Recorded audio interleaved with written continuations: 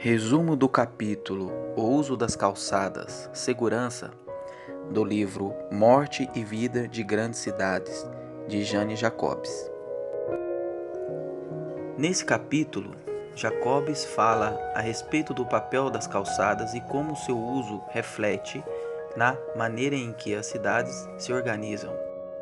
Segundo o texto, as ruas e as calçadas são os órgãos mais vitais da cidade e servem para muitos fins, como abrigar os pedestres, possibilitar a circulação e manter a segurança urbana.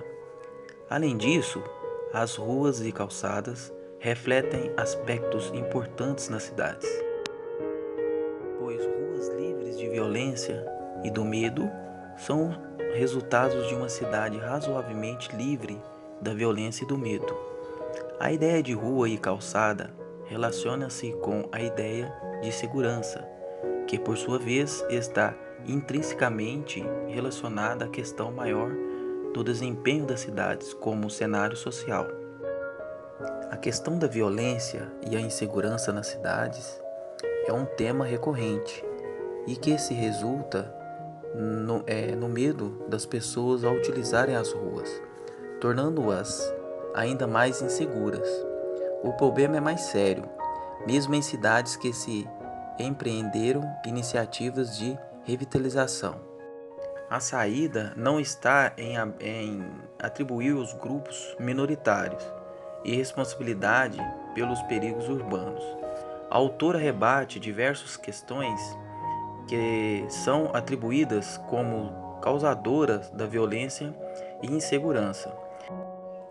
Segundo ela, reduzir o adensamento de uma cidade não reduz os crimes. A dispersão das pessoas, trocando a característica das cidades pela característica dos subúrbios, tampouco soluciona o problema. No entanto, uma rua movimentada consegue garantir a segurança, diferentemente de uma rua deserta.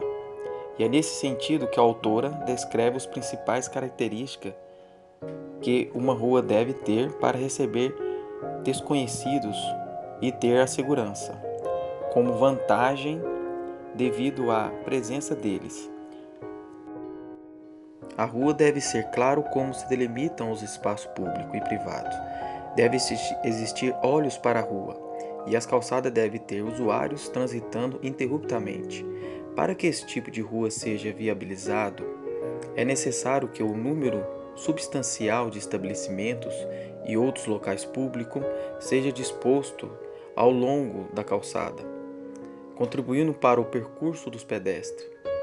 Ainda nessa chave, segundo Jacobs, a rua precisa ser vigiada, e com uma rua com diversos comércios, essas condições são atendidas, já que as pessoas são atraídas e os próprios comerciantes atuam como olhos das ruas. Assim destaca o conceito de vigilância como sendo prepotente para o bom funcionamento das ruas e calçadas com relações à segurança. Jane Jacobs faz uma crítica radical ao planejamento urbano ortodoxo, sobretudo no que diz respeito ao tipo de cidades que é pensado pelo mesmo, uma cidade monótona que não promove diversidade.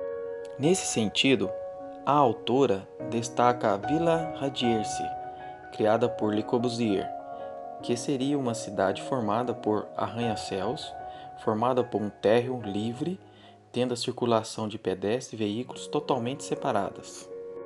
A crítica a esse modelo diz respeito à questão das ruas, já que é um projeto pensado para reduzi-las ao mínimo.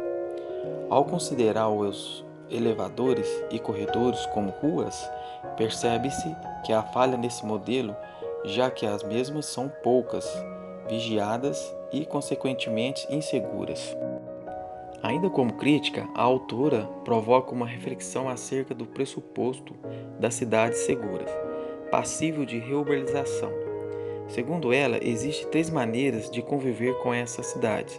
A primeira é permitir que o perigo reine absoluto e deixar que as pessoas sofram as consequências ao se defrontarem com ela.